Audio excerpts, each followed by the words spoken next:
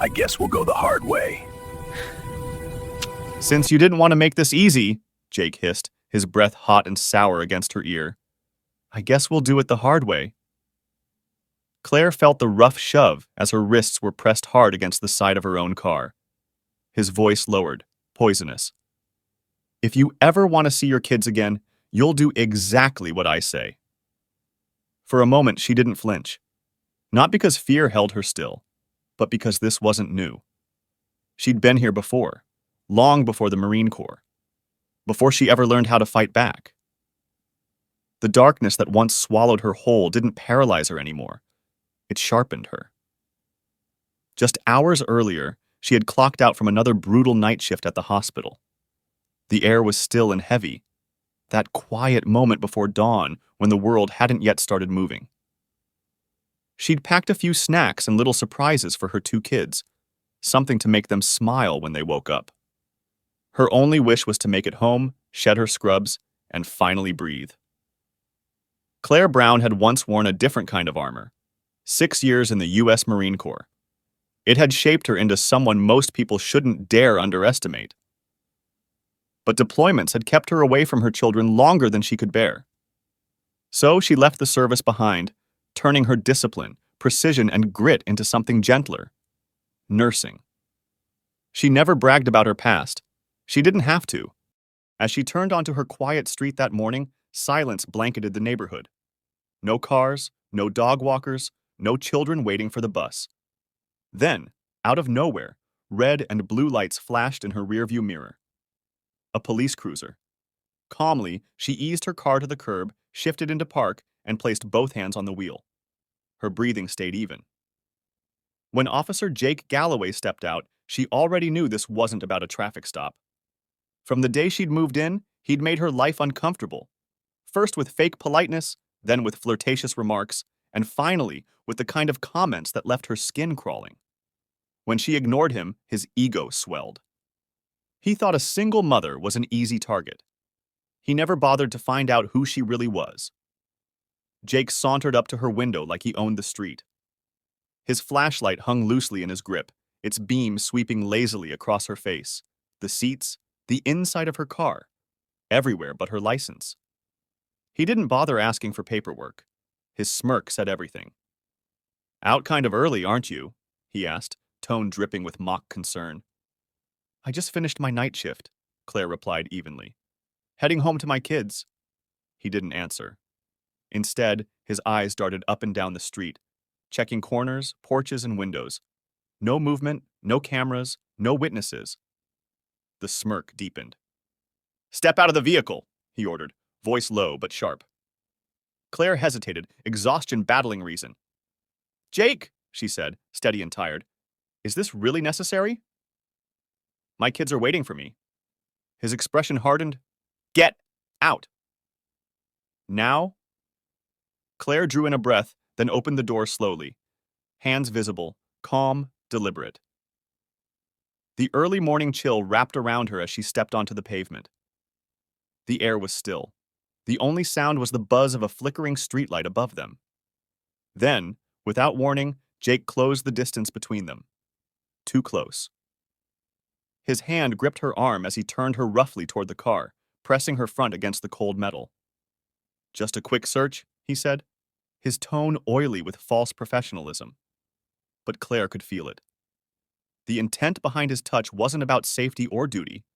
It was about control, power, disrespect. Her breath steadied, even as her jaw clenched. She'd dealt with men like this before, the ones who thought authority gave them permission to cross every boundary. But fear wasn't what filled her now. It was focus. He leaned in closer, voice dark and mocking.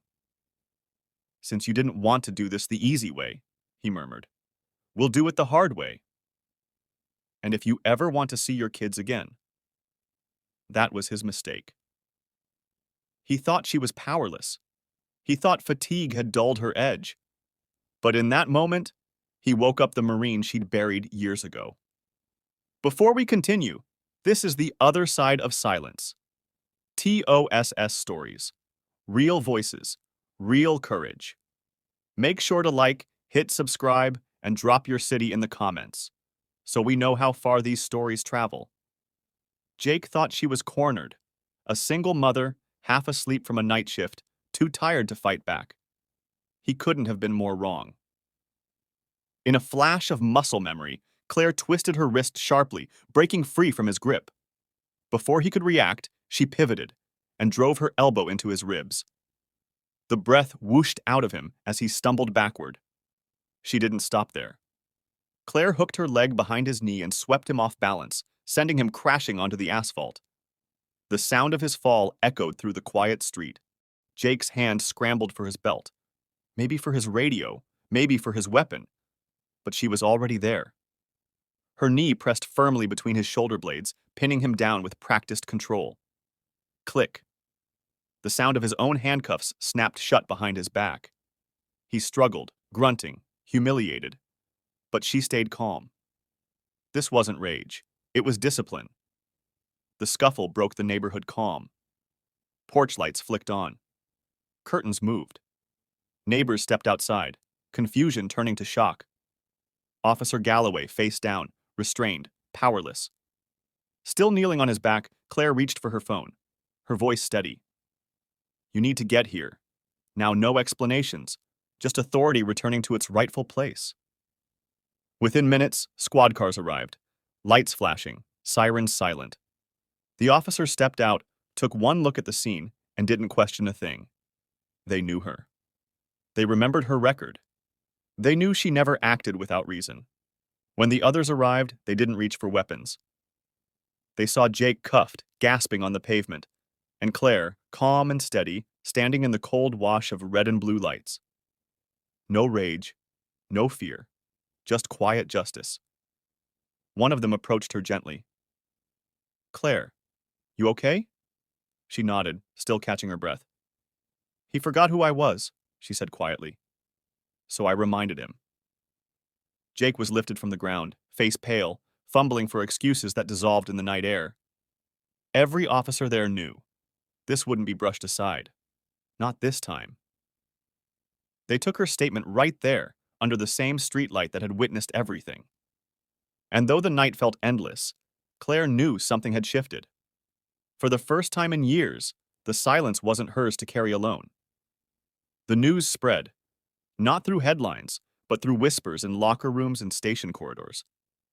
She fought back. She didn't break. She made him answer. It wasn't just a victory. It was a warning that the uniform doesn't protect the wicked, and silence doesn't serve the brave. Weeks later, Claire sat by her window sipping tea, watching dawn climb over the rooftops. No fanfare, no revenge, just peace. Some people learn by mercy, others learn the hard way. This is the other side of silence, TOSS stories, where truth finds its voice and courage finds its echo. Make sure to like, hit subscribe, and share this story, because somewhere out there another Claire is still finding her voice.